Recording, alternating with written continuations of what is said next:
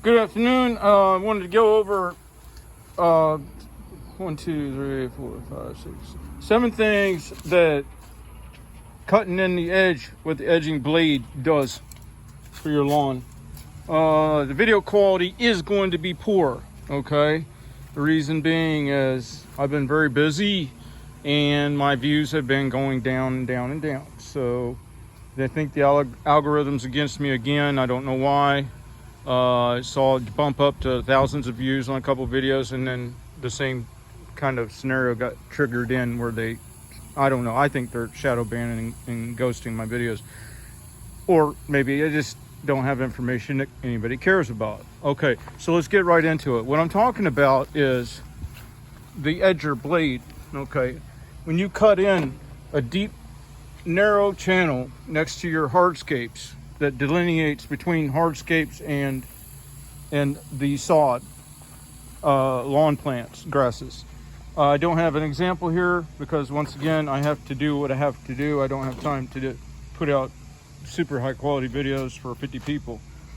And it's not that I wanted attention, it's that I had products that I wanted to release on the platform that has a similar algorithm, and I have no reason to believe that I can get any, just like an advertiser wouldn't pay for putting ads on somebody's channel that's not getting any views. For me, even though it's my channel, I'd be better suited to spend my time making revenue to put my ads for my products on somebody else's channel, because my channel can't get no traction. So I don't know exactly why. Well, I have my suspicions, but anyway, when you're doing the hardscaping, the hard edging, then you're creating a phenolithic spacer. Anybody in performance automotive knows what I'm talking about. That basically keeps heat from traveling from the hardscape into the soil. And when you keep the heat from traveling in there, then you have better plant health. Okay, so that's the first thing. Next thing is it creates a channel for percolation. So when you get runoff water off of the hardscape, which it can't absorb into really, then it has a place to get down under the sod, okay? And that gets moisture into the lawn. Okay, then the next thing is it helps reduce root binding of the lawn grasses and plants. And where that's beneficial is then you don't have a lawn blight or disease or stress from those edges out into the lawn. Instead, you have proliferation of the lawn health from the edges out. Okay, and then the next thing is decompost.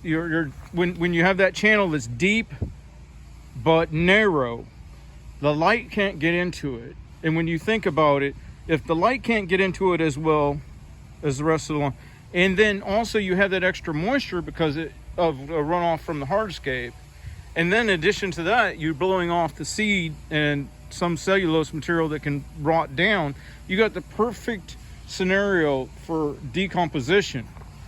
And that's what kind of tends to happen when you cut that narrow, deep channel. Now, you don't really get the same benefit from string edging because you're compacting the soil there. You're not, you're generally wider. You're a wider gap, and the sun can get to the bottom of that channel, which is not good.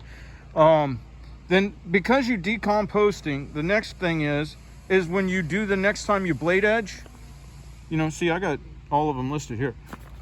So when next time you blade edge, when that soil's spraying up and laying back on the lawn, or when you feather it into the lawn with your blower, then you're top dressing. And there's a lot of with better nutrient dense soil than the rest of the lawn, especially here in Florida where it's basically sand. So your only nutrient layer is what you can build.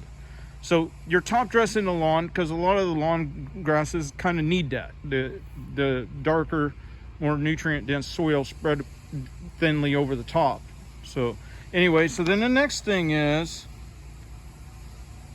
it creates a water dam, and that if you got a nice standing edge and hardscape, and then and it's all on a hill, or it's, what I mean, the water has to go somewhere.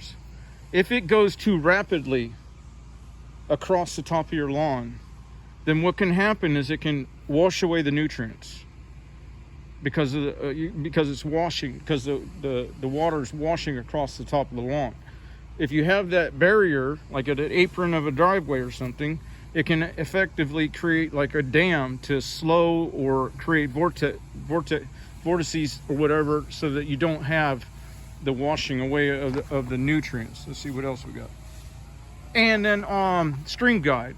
Now, to properly string edge, you want the edges of your lawn to be exactly the same height as the rest of your lawn for reasons of lawn health and things like that. When you cut straight down with the blade on an edger, it just makes it a lot easier, because now all you got to do is fill in the blanks. You've got this line and you've got the rest of the lawn where it should be the right height because your blade went across it and you had pure pressure. But you didn't have pure pressure over here. So some of those grasses are a little higher, even if your mower deck went right over the top of it. Okay, because they could lean out of the way. They had no pure pressure on the side that had the hardscape. So when you do the topping pass with the string trimmer, it gives you an exact guide so that you just meet with that. You're filling in the blanks between the horizontal and the vertical, okay? So that's the benefits that I see that you get from blade edging. All right, have a good day.